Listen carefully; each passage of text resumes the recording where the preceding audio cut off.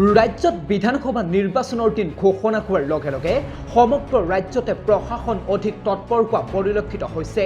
প্ৰথম পৰ্যায়ৰ নিৰ্বাচনৰ বাবে যোৰহাট জিলাৰ টিয়কতো জিলা প্ৰশাসনে বৃদ্ধি কৰিছে তৎপৰতা। জিলাখনৰ অন্তৰ্গত 102 নং বিধানসভা সমষ্টিটোত প্ৰশাসনে বিশেষ ব্যৱস্থা গ্ৰহণ কৰিছে। ইতিমধ্যে ৰাজহুৱা স্থানত থকা চৰকাৰী আঁচনিসমূহৰ হৰ্ডিং, পোষ্টাৰ আদি আঁতৰাই পেলোৱাৰ লগতে ভোটগ্ৰহণ কেন্দ্ৰসমূহৰ নিৰাপত্তা দিশতো পৰ্যবেক্ষণ কৰিছে। এইবাৰ টিয়ক বিধানসভা সমষ্টিত মুঠ ভোটাৰৰ সংখ্যা 1,31,298 গৰাকী। সমষ্টিটোত অতিৰিক্ত 20টা ভোটগ্ৰহণ কেন্দ্ৰকে ধৰি মুঠ ভোটগ্ৰহণ কেন্দ্ৰৰ সংখ্যা হ'ল 191টা।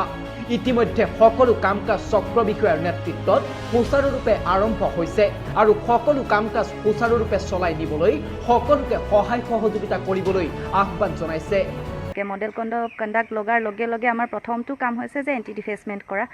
আমাৰ এণ্টি ডিফেচমেণ্ট কৰিবলৈ আমাৰ টিয়ক LACৰ অন্তৰ্গত আমি 4টাকৈ টিম গঠন কৰা হৈছে আৰু গোটেইখিনি টিমে মিলি আমি যিমান পাব্লিক প্লেচেছ, গভৰ্ণমেণ্ট প্ৰেমিচেছ আৰু প্ৰাইভেট প্লেচেছৰ হৰ্ডিংছ, বেনাৰ্ছ, পোষ্টাৰ্ছ যিমানখিনি আছে আমি আঁতৰাই পেলাইছোঁ ইতিমধ্যে। আৰু গোটেইখিনি আজিলৈকে আমি প্ৰাইভেট প্লেচেছ ক'ৰবাত থাকি গৈছে যদিও সেইখিনি আমি আঁতৰাই পেলাম বুলি আমি নিশ্চিত কৰিছোঁ।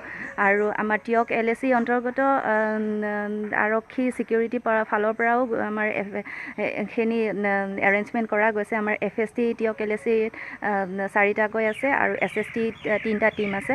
আৰু আপোনালোকে সকলোৱে গম পাইছে যে টিয়ক LACৰ আণ্ডাৰত 1,31,298 ভোটাৰ্ছ আছে আৰু ইয়াতে 171 PS প্লাছ 20 অক্সিলেৰী PS আছে, টোটেল 191 PS আছে। সকলোৰে আপোনালোকৰ সহযোগিতা কামনা কৰি আমি ইলেকশ্যন আমি ঠিক ধুনীয়াকৈ সুচাৰুৰূপে হ'ব বুলি আশা কৰিছোঁ। Bureau' report, the horizon.